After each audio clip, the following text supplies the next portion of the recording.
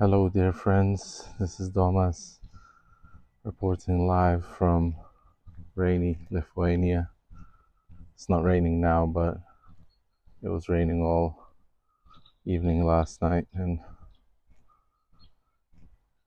the weather is kind of autumny, which I kind of like, but it is raining a little bit. You can see. Hopefully, I'll manage to film this. Last couple of days, well, recently, or last couple of thoughts have been about. I just remembered how I was in a hospital even before making all these videos, before starting to make these daily logins, and I went to a mental hospital and they kind of changed my diagnosis. I spent 3 weeks there, and yeah, it was interesting experience. I've talked to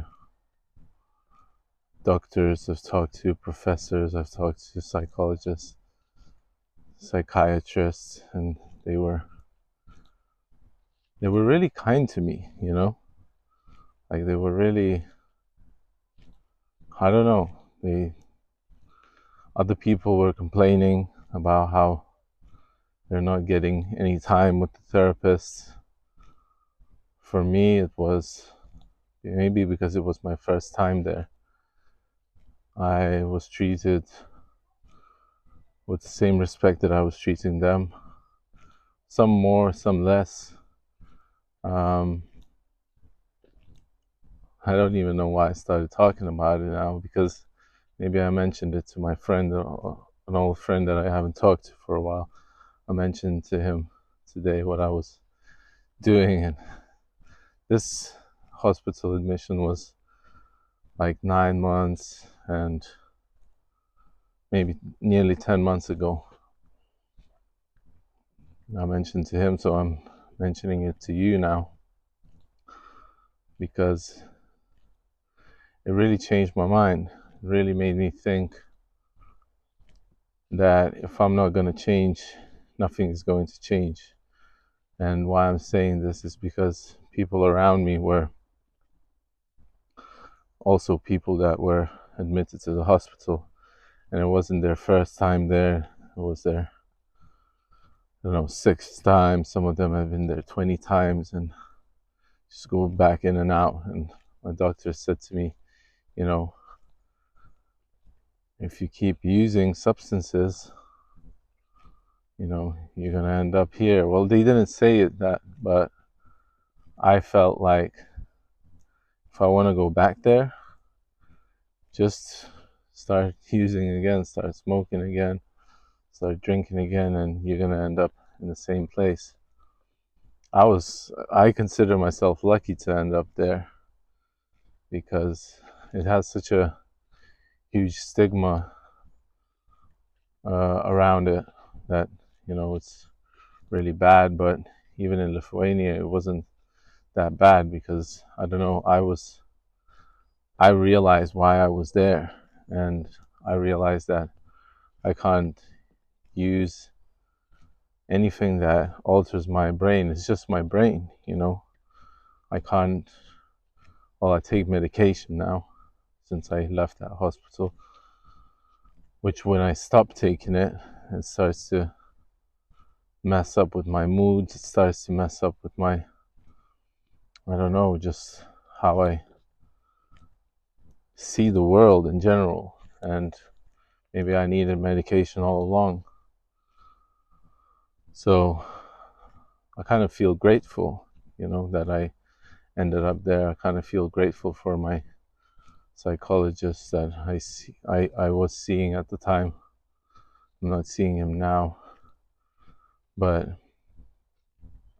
he referred me to the hospital. And it was like, I went there on my own accord.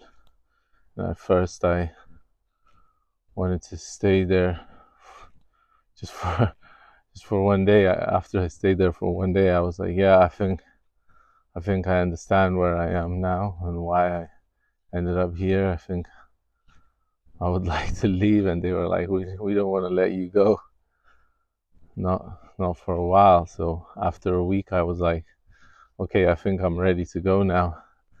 They're like, we don't think you're ready to go. We need to check how the medication is going to work. And then a week later, I was like, you know what? I'm okay staying for a bit longer. And they were like, okay, cool, but don't stay for too long. I said, I think I'm going to be ready in a week. Then in a week's time, I left. And when I left,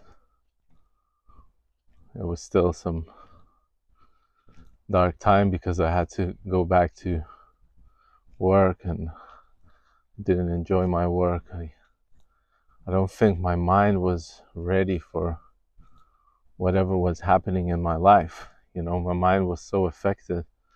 It was mainly weed, so I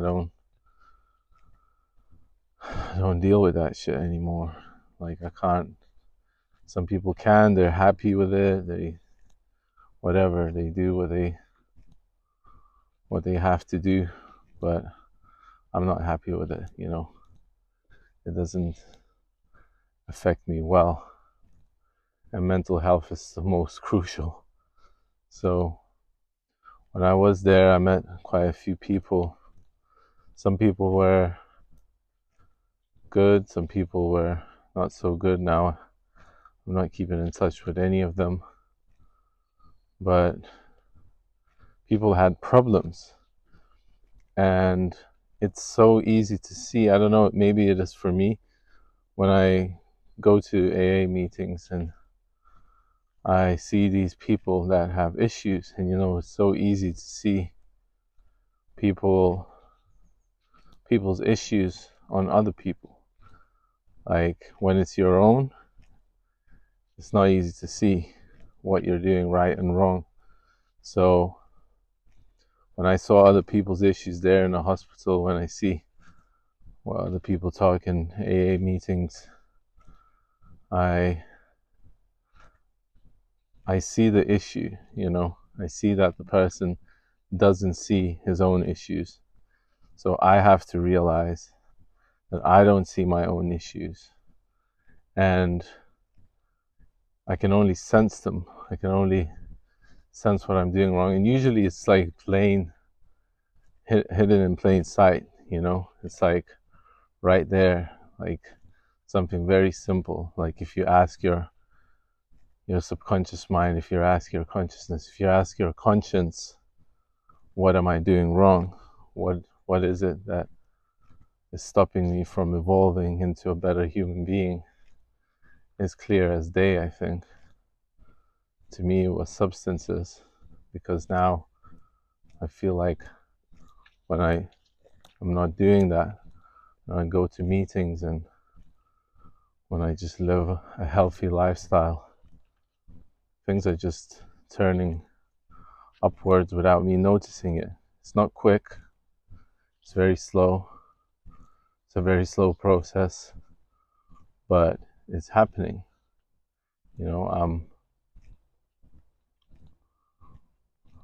I got a job now, finally. Studying even, and it didn't even take a year to get to this point. If I stay like that, if I stay sober, if I just look at things from a perspective of things that are just happening. I've been listening to Alan Watts a lot recently, and it's kind of like over and over in my head with, like, this whole life is but a game. It's not a game, but it's like a play. And if you fail at something, it's human. You're okay to fail, you're okay to make mistakes, especially when you're starting something new. Other people don't see you the way you see yourself. We're very self-critical. If you're anything like me, it's like a lot of anxiety, a lot of like bad way of seeing yourself. Like, you see yourself from the side and you think, oh, he's a failure, or he doesn't know. Like, look at everybody else, kind of. Everyone's getting on with their lives, but you know, it's like, why is this happening to you? Why is the cycle continuing and spinning in circles? And you don't really know, you can't really notice it, But why I started talking about mental hospital, I think it was a breaking point. I think it was the lowest of lows, that first night I spent there and being locked up in a room with, I don't know, 13 other people, I think, because it was like a suicide watch. It was like looking if people that are in there wouldn't start harming themselves. So all the things were taken away, all the sharp things, and it was pretty epic, I have to say. It was like once flew over the cuckoo's nest kind of thing. But once I was done with day number 1, they put me in other beds where I could spend more time, like spend more free time, go outside, and not everyone had that privilege. But I just felt how respect was needed, how like a lot of people that were there just didn't have respect for the staff, for the people around them. They just kind of out for themselves, where people that I was talking to, they were at least a little bit friendly, they were sharing things, they were sharing cigarettes, sharing, food, they were sharing everything. But some of them were like veterans there, had schizophrenia and went back and forth many times there, and it felt like they were at a second home or something. But you see how your brain is fragile, and if you get sober in this life, you get really lucky. That's what we talk about in AA meetings as well, because very small percentage gets to come out of addiction because it's so addictive. It's so like it encompasses your brain, if that's the right word. If it just like takes over your brain and you almost can't do anything, But once you start seeking help, you start finding it. You just need to ask the right questions. Ask yourself, ask other people. But yeah, I think my journey with that started when I was still back in London, when I got sober, when I decided to get sober.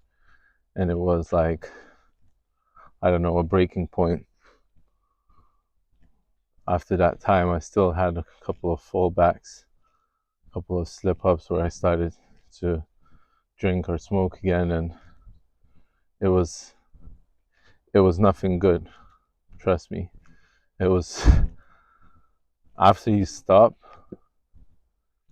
it's like you go back to it, it's not the same anymore. You really feel like you're betraying yourself, And I don't even remember how it feels to be unsober, but even last night I had a dream where I poured some wine in the glass and I was very thirsty, and I was just like, it's not gonna hurt, and I just took a sip of it and I held it in my mouth, and I think I slowly swallowed it, like just a tiny bit, and I felt like shit.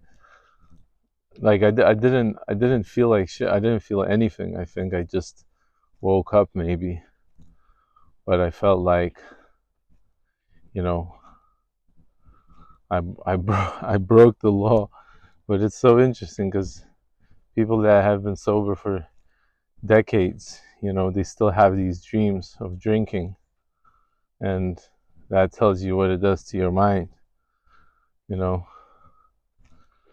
And people that were in that hospital, a lot of them had addiction issues. A lot of them had problems with addiction, and they didn't do anything about it. You know, they were just like, oh no, that's not the problem. The problem is this, and this, you know. So you got to recognize what the real problem is, I think, because if you don't, then the cycle is just going to keep repeating itself, and you don't want to repeat the cycle. It's boring. It's like, I don't know, it just feels like you're stuck, you know.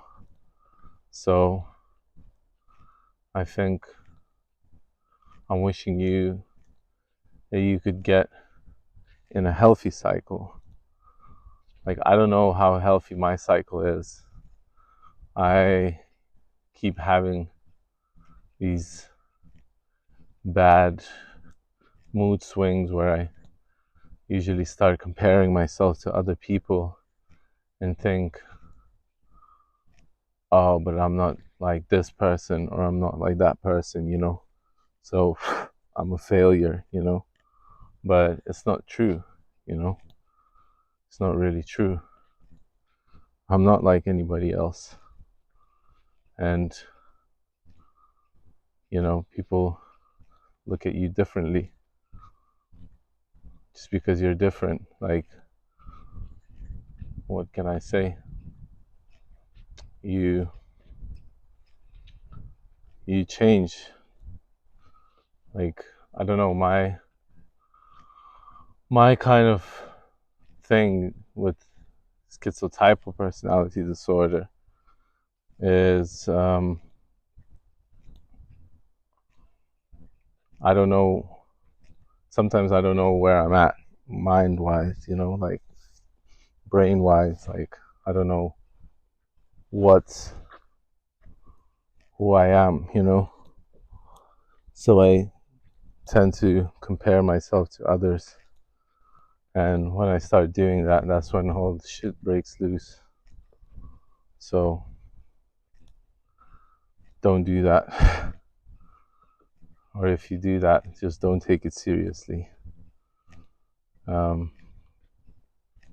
This magical thinking can be quite annoying sometimes, because you get into a cycle, you get into a psychosis. And I was listening to this guy talk about, I think Dr. Silva, talk about stpd yesterday, and he was saying how this fly is just flying around my head, how like the DSM-5 was like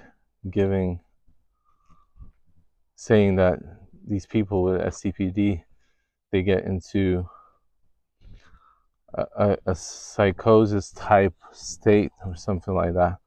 But Dr. Silva was saying that, oh, this is psychosis. We are psychotic people, you know. But it's, I don't know if it's true. I don't know if it's right to say that, because I do feel, but it's true, I do feel like I'm sometimes in a state where my mind is controlling me. Like, I'm not controlling my mind, you know. And with me, I oftentimes have to give it up to a higher power and just say, just do what's best for me. And what's best for me and the universe is, yeah, what's best for me. So I just like grab my iPad, go outside, film something, go to a shop, like don't stay still, because I don't know, I have to keep moving. And even finding a job, but taking my medication and staying at the job is one of my goals now.